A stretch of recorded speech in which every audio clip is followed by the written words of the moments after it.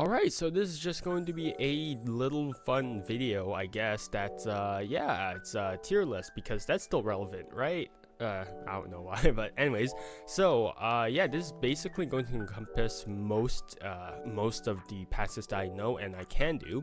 So I say most because well, first of all, there's way too many passes for me to, like, list off in one tier list, and, yeah, second, it's like, most of the passes are just like variations of one of another, so might as well just slap like the main ones that I know of. So yeah, I think that passes are very like interesting mechanically, but they're also very flawed in nature. So I mean, you always hear me talking about it, so I just thought it'd be kind of interesting to make a tier list for passes. So yeah, so just a couple of heads up before I go into the video. These tiers are actually passes relative to one another, so these aren't going to be passes like relative to like slights in general. They're just going to be like compared to one another, so it's not going to be like pass compared to like a double lift in terms of tier. It's going to be like classic pass compared to a Herman pass in a tier list. And also, just as a rule of thumb, the passes that are closest to the leather is actually going to be better, I guess. Right? And also, one final note is that these are just my opinions.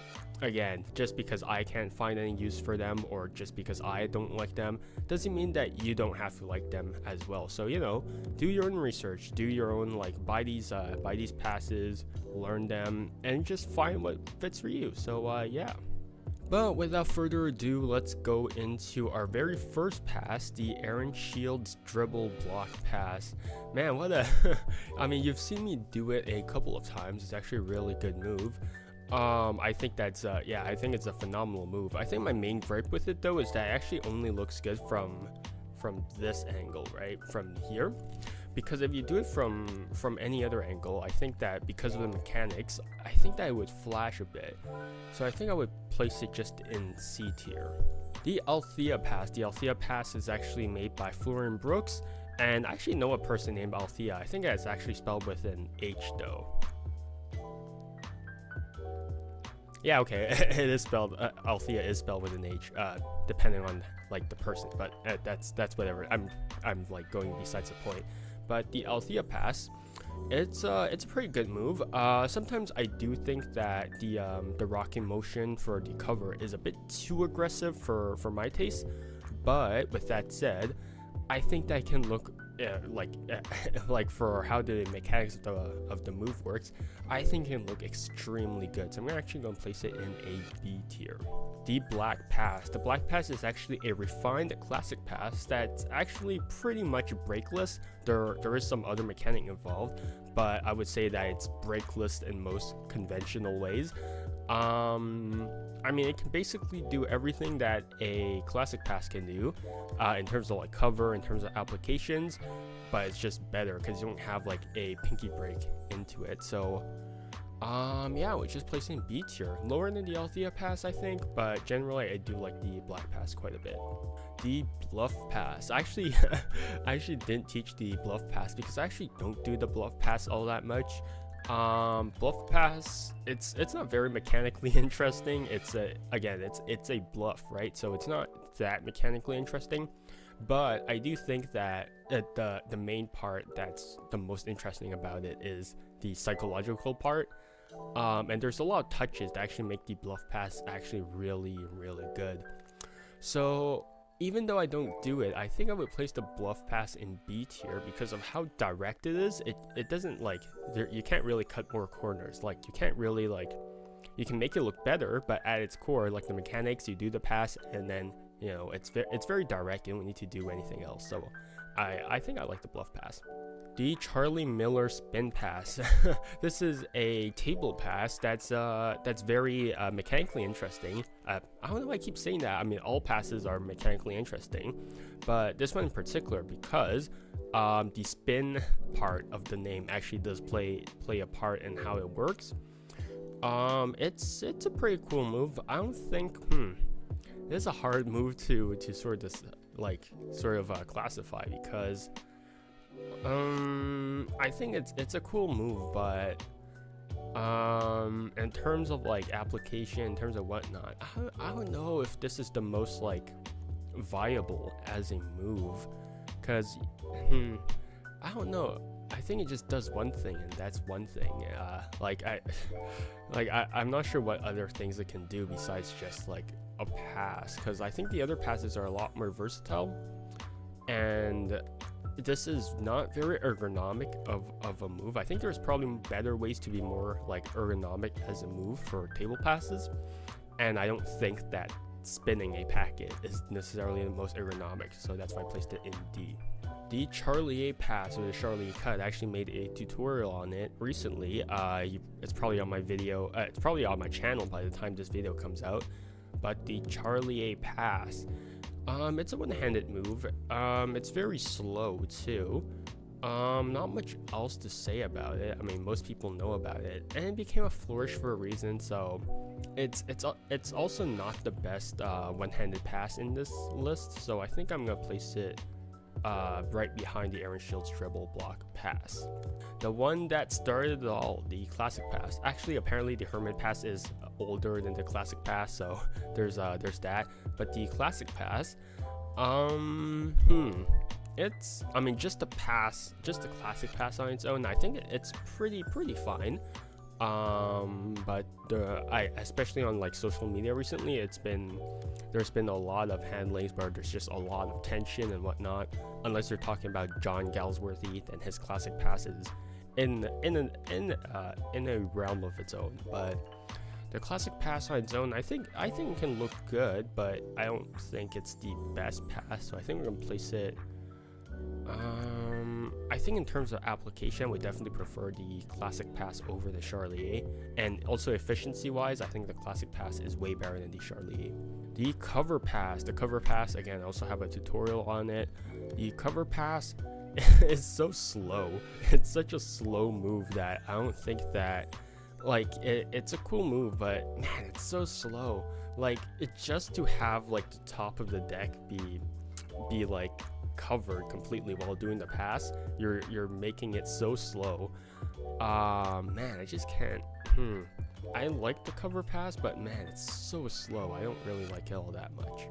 The Dan Fishman dribble block pass. So the Dan Fishman dribble pass, is it's a cool move. I think I would actually place it above of the Aaron Shields dribble block pass, because wait, hold up.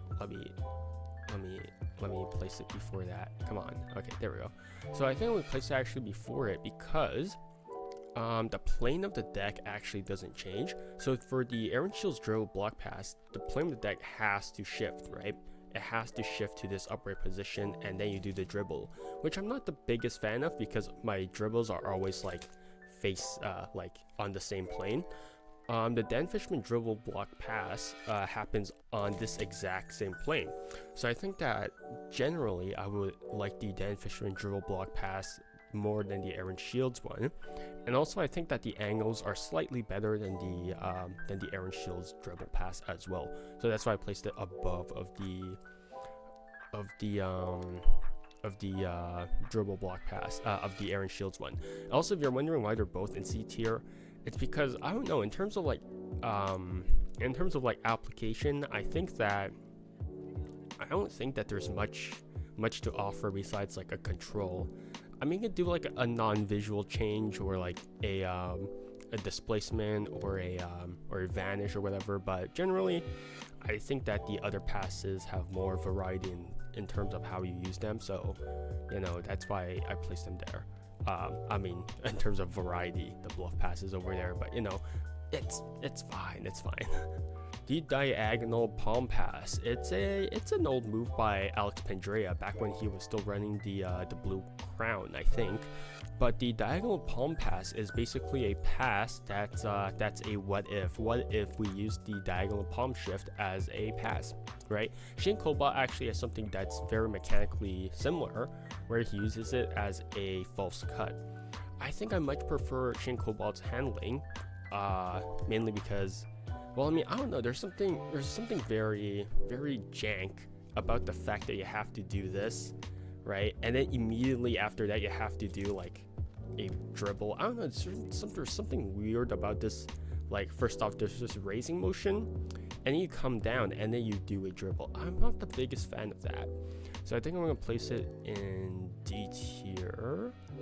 I'm actually gonna place it above the Charlie Miller spin pass because of Shane Cobalt's handling, where you can use it as a false cut. But generally, just the diagonal palm pass on its own, the Alex Pandrea, I think I would just place it in like D tier. So yeah. The display pass. The display pass is that thing where you have to do like, oh yeah, here, yeah, this is none of these. You can't select any of these cards, right? So I think that's a pretty cool cover. But the display pass, my only problem with the display pass is that you have to do the pass when you do the cover. So I think that's definitely a deduction. So when it comes to like the dribble passes, you can do the passes on an offbeat, right? You can do the passes like when you're talking to someone and then you do the dribble pass, right? But here, because of the context of none of these are your cards, right? You have to have the audience burning your hands while you do the dribble pass, the display pass rather. So I'm not the biggest fan of that, but I would still place it above of the classic pass because I think it has a pretty cool context. I just don't think that's the best. The dribble pass. The dribble pass on its own, I think that it's actually not bad. I actually kind of like it. I think that for the dribble block passes, you have to turn your body out to the side just to have like the best angle. The dribble passes, I think that in terms of angle, I think any angle would be suitable. There will be a slight flash, but I think that the dribble does cover it up. But I think that if someone is burning your hands, I don't think that the dribble pass would look like the best, right? You can argue that the Dan Fishman and the Aaron Shields dribble block pass are burnable, but generally I think that the dribble pass is yeah, let's place it above the display pass because here you can do it on an offbeat. You can also do it while it's burned. Burned like slightly, but yeah. The Edward Victor variant of the classic pass. So this is a I mean, I used that as a dribble pass before, because I heard from Aaron Shields that, you know, he used it as a dribble pass, but in the book he doesn't really use it as a dribble pass. But you can definitely delay the action, right? You can have just a pinky break, show this, and then do the classic pass, right? I'm not the biggest I'm not the biggest fan of the thing that you're flashing the bottom card, because I think that's an unnecessary step. For the Dan Fishman and the Aaron Shields dribble passes, I think that the block pass makes sense because I mean, as an ergonomic thing, I definitely think it makes sense. But the Edward Victor thing is actually used for a convincer. I think it's a bit too much. I think that as a convincer, it's a bit I don't know. I feel like it's a bit redundant as a convincer, especially as like, yeah, don't mention that the bottom card is the same, right? He says like try and signal it like very nonchalantly, like just have them notice it on their own. But it's like at that point, why even do it? That seems like just like was it running before you're being chased or whatever the expression was. So I think it's a bit too much, and honestly it doesn't really improve on the mechanics of the move all that much versus these two, the two dribble block passes. I think those actually improve it mechanically. So I think I would actually place it below of the cover pass. Yeah, the Erdnase one card pass. So I'm not gonna touch on the variation where you can just side jog it. I'm just gonna go over the variation by itself where you riffle through it.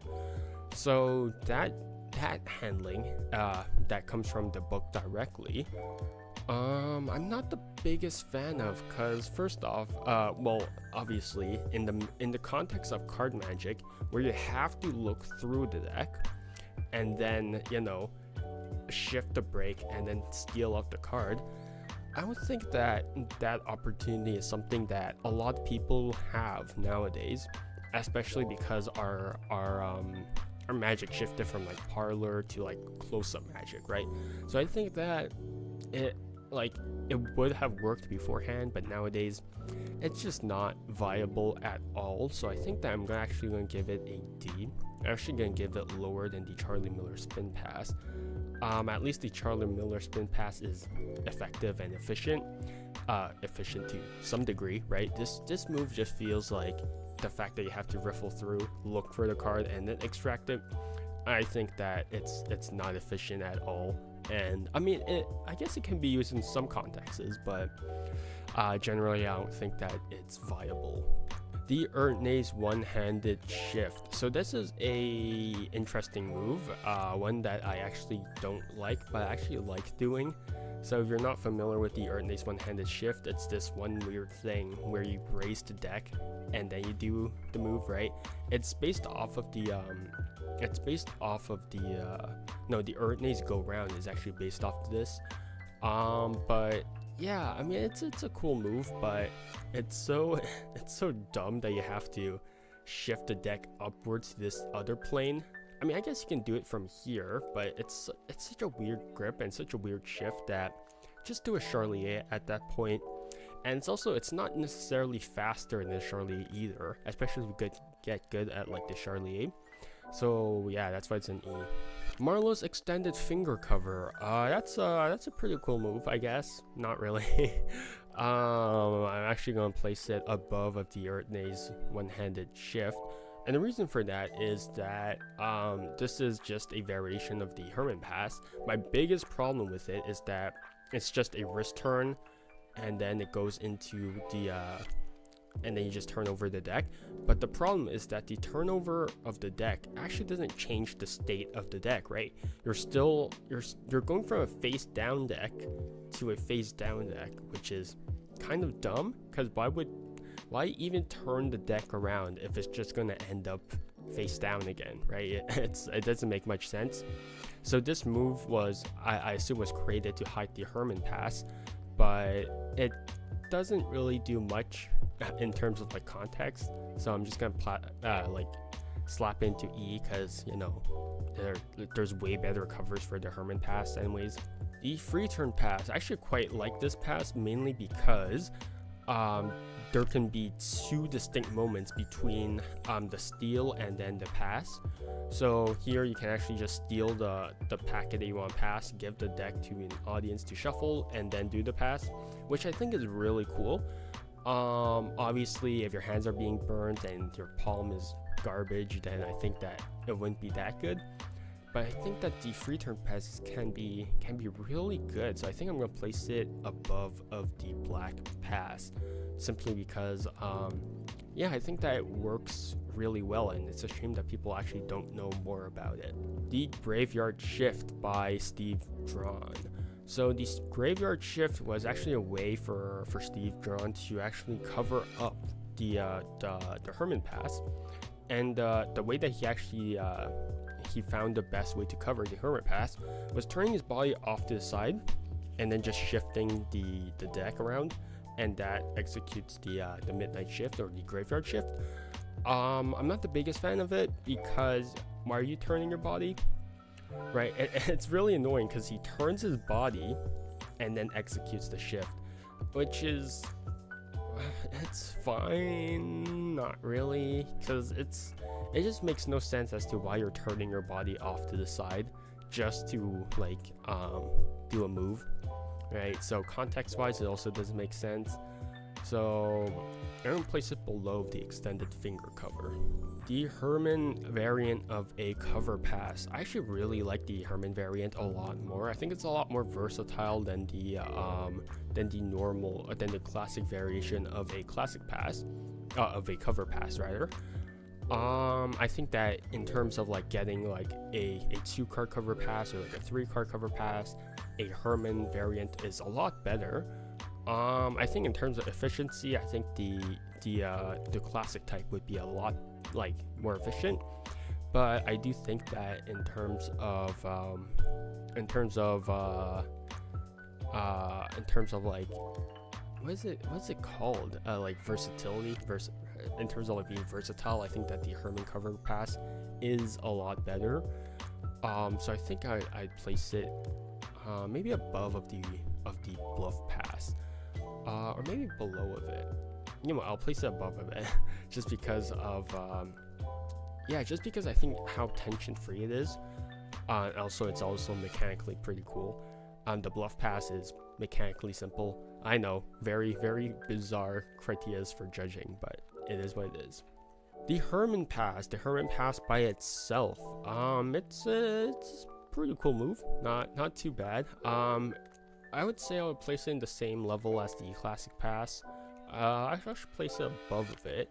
It's a lot more tension free. It is a lot slower though, but I think that the covers that the Herman pass actually offers are a lot better than the classic pass. So I'll just put it above the classic pass. The jiggle pass, I'm just going to toss this into E because you guys know how much I hate the jiggle pass.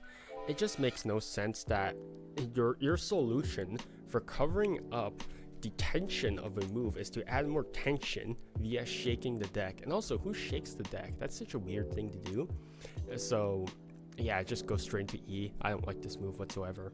The Leclerc pass. The Leclerc pass is by Jack Carpenter. I don't like this move. Also, I also don't like this move, so I'm gonna place it over here. The Leclerc pass is basically, I don't know, it's this weird smearing motion to hide the classic pass, but I think it also has the same problem as the jiggle pass, where it's like, why are you doing that? It's like people have seen you spread the deck, they've seen you fan the deck, right? This is just a smear, which also makes no sense because, yeah, I don't know why you're smearing the deck. Stop that. The Leipzig pass. The Leipzig pass is a pretty cool move. My one gripe with the Leipzig pass is that you have to turn the selection face up to execute the pass. Other than that, I think that's a pretty cool move, but just because I don't like turning the selection face up, I'm gonna need to place it lower down. I'm actually gonna place it above of the Herman pass, just because I think that the Leipzig pass is can be more versatile than the Herman pass in what it does, and also it's a lot more ergonomic because you're just moving like one card versus moving an entire packet. So Leipzig pass goes above of the Herman. The longitudinal shift, it's basically a lengthwise variation of the SWE shift. So whereas the SWE shift is done on this plane, the longitudinal shift is done differently. So honestly, I don't really I kind of like this move, but also at the same time I kind of hate this move. There's only one application that I kind of like about it, and that's a false cut. Otherwise, I don't really like this move whatsoever. It's a very mechanically interesting move because it builds up pressure and then you release it to do the pass. But otherwise, the longitudinal shift, man, I can't really say that's a good move, honestly. So I'm gonna place it below of the Edward Victor variant. The Malone shift. This is a move by Bill Malone, and honestly, it's a cool move, but it's basically a Herman pass where you smear the deck backwards. In context, especially the one that Bill uses, he uses it as a vanish or as a color change. In that context, I think it's a really nice move, but I'm going to place it down further below because of the fact that you can't really use it in any other context. If you try to use the Malone shift in any other context besides a color change or a vanish, I think that the smearing backwards becomes pretty redundant. So I'm not gonna in terms of how versatile it is, it's not that versatile. So I'm gonna place it over there. The Outjog Herman pass, it's a move by Aaron Fisher. I'm definitely biased towards this move because Aaron Fisher's Penguin Live lecture is one of the first that I actually viewed. His Outjog Herman pass, actually he needs to shift his body to execute the Outjog Herman pass, but you can actually do it on this plane as well, right? So you can actually do it for like crotch magic or whatever you really want to call it. But I actually really like this move. So, and also I love that visual retention of the selection as you push the card in. So honestly, I think I place it above of the other moves, of the other Herman cover pass and the bluff pass as well, simply because I think that's a great move. My one gripe with it though is that I think that you can only control the card to the bottom, which definitely gets some points off for the for how like effective it is. But otherwise, it's a great move. The Paradigm Shift by Simon Black. It's this was his solution for the cover pass, and I think that's a very efficient move. My one gripe with it though is that I rarely find myself in this position, because you need to get into this position to execute the Paradigm Shift. But because I don't find myself in an arm cross position all the time, I just can't find a reason to do it. And so personally I place it above of the Leipzig pass, but otherwise I think that's a pretty good move. The Peregrine Pass, A+ easily. It's a move by Daniel Prado, and I'm biased because it's one of the first Magic downloads I ever got, and it's a phenomenal move. It's basically this beautiful move that allows you to, as you close the spread, the card just melts to the top or to the bottom. It's so versatile. And my one gripe with it though is that why can't you only use it on the table? If I was able to use it on like the in the hands, that would have been like a perfect move. But otherwise, Peregrine Pass, honestly phenomenal move. Daniel Prado is a great magician, so yeah, that's an easy A move for me. Qua by Tony Chang. This is an old move back when Johan Fontaine was still running Magical Sleight. Qua is a breakless pass that I believe is a variation of Larry Jennings' Circle Shift. It's a cool move. I don't practice it nearly enough, but you know, it can do everything that a classic pass does, but a bit better, I think. So I think I would place it. No, I would place it above. I think I would place it above of the Black Pass. I think that Black Pass is a bit too claw-y in terms of a grip for a pass. So I think that Qua deserves to go above of the Black Pass. The Riffle Pass. I'm actually gonna place it above of this, because I think that the Riffle Pass is not bad, but it has the same problem of the Jiggle Pass, where you're adding tension to a move that already has a lot of tension. So I think that the Riffle Pass is not the best solution for the Classic Pass. So, you know, to E tier it goes. So the Selenium Shift. The Selenium Shift is by Chris Severson. It's a cool move, I think. But my main gripe with the Selenium Shift is that it doesn't feel like the selection is completely isolated off the deck. So the Selenium Shift is a move that is done when the card is like just barely exposed from the deck. I think that becomes a flaw, because now it feels really redundant, because the card isn't really part of the deck, but it's also not separate from the deck.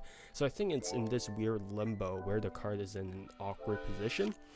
But it is a pretty fun move to practice. It feels a lot like Qua, but with a single card. It's a difficult move for sure, but otherwise I think I'll just place it in a C tier. It is pretty versatile. I guess maybe it's not the most versatile, but honestly I would place it probably above of the Malone Shift, but lower than the Classic and Hermit Pass. The Sean Forecourt Spread Pass is actually different from the Spread Pass by itself. I think it's a lot more efficient. It does, I would say that there are chances of it flashing. We have like smaller hands, But other than that, I think that it has all the advantages of a spread pass, but even better. So I think, my only gripe with spread passes is that you can't really do spread passes, like in an offbeat moment, because you have to do spread passes after a selection has occurred, right? So you have to do spread passes after when the specter is still burning your hands, right? Sean Farquhar's application is he basically does it on an offbeat moment, which I think is a lot better. In terms of using this pass outside of that application, I can't really say that I can use it elsewhere. So I think I would place it, where do I want to place it? I think I should place it below of the drill pass. The side shift. The side shift is Paul Curry's approach to the Erdnase one-handed shift. It's a lot more efficient, I think, and honestly, I think generally it's a pretty cool move. It's basically I think that's as efficient as you're going to get for a one-handed pass. So I think I'm gonna place it on the B tier. It's a relatively difficult move to get down smoothly too, I would say, but yeah, I don't think it's that versatile, so it's going to go into B. The spread pass, again, for most applications you have to have your hands being burned for it. The spread pass, I'm actually just gonna place it in I think I'm gonna place it lower than the Sean Farquhar display pass, because otherwise it's not the Sean Farquhar display, the Sean Farquhar spread pass, because I think that the Sean Farquhar spread pass just does everything better than the normal spread pass, so that's that. The straddle pass is a single card pass, I guess. It's a pretty cool move. I definitely like it. As a single card spread pass though, there's not much I could knock off of it, like legitimately. I think that's a pretty good move. Like, if you combine it with some other covers, I think that you can even have like a pretty viable pass. So I'm gonna place it above of the side pass. The SWE shift by Erdnase, it's automatic E tier. I can't find. I know the original context was that it was actually used as a table move, so you cut the deck like so, and then you would do the SWE shift, but it doesn't look good. I think, because I think that once the deck is on the table, it should stay on the table. Here, the SWE shift, you have to pick it up, execute the pass, and then do something else with it. I'm not the biggest fan of it, and also, I mean, it's really cool mechanically, but also, this is such a weird grip. Why are you like this? I don't know, it's just a very bizarre move in general, so it goes to E tier. E for Erdnase. The teeter-totter turnover pass by Ernest Eric from By Forces Unseen. It's, I don't really like it all that much. It feels like you're just doing a turnover pass, but sort of worse. So if a turnover pass, for the teeter-totter turnover pass, you have to raise this deck forward, which I'm not the biggest fan of, because why would you ever do that? I mean, there's more cover, but that's true, but it's like, do you really need more cover for a turnover pass? It's like, you don't really need, like, I've seen people do phenomenal, like, turnover passes without needing a screen, so honestly, it feels redundant, so it goes into D tier. The top and bottom cover pass, nope. Just straight up nope. It's redundant of a move, it's very slow, and honestly, like, you don't really need to use it, so E. The turnover pass is a phenomenal move, especially if someone like Andrew Frost does it, then I think that it can look phenomenal. So turnover pass goes over there. Yeah, it goes above the Outjog Herman pass because I think it's slightly more versatile. The Hollingworth twin turn pass, which is that weird past I'm not gonna like show, but it's a cool move, but I just don't think there's many instances where it would do the move. Wait, hold on. Why is teeter totter? Okay, wait, hold up. Why I'm screwing up my tier list. Okay, there we go. This move, yeah, I think we go below. Actually, I think I would go higher than the Charlie Miller spin pass. It's a cool move, but I think that the twin turn pass can be used in more situations than the Charlie Miller spin pass, simply because it's not restricted to a table. There are some angle issues, but I think that generally it's not the worst. The waterfall pass. The waterfall pass is taught by Biz. So Biz taught it on his Patreon. He calls it the waterfall pass 3.0. It's a pretty cool move. I do like it, but my main gripe with it as me alone is that I actually don't do a lot of waterfalls. I do dribbles. I don't do springs. Honestly, the only flourish that I do is a dribble, because I think that dribble is very nice and how soft it is. The waterfall pass, I just don't really do it all that often. I think that if you do the waterfall pass, I think that it can be like a great asset to you. But me personally, I just can't find myself like catching myself doing a waterfall pass.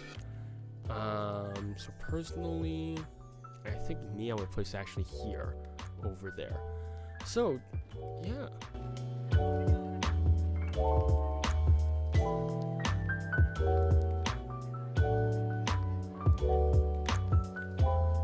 So that's gonna be it for the waterfall that's gonna be it for the card magic passes tier list.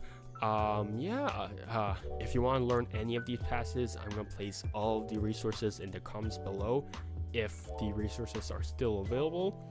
This was a fun video to make. I mean, it's interesting to see, my point of view on how passes are, I guess, and try and justify them, even though sometimes it's just biased and bogus. But that's whatever. I might make a sleight of hand iceberg video in the future, simply because I think it's interesting to see,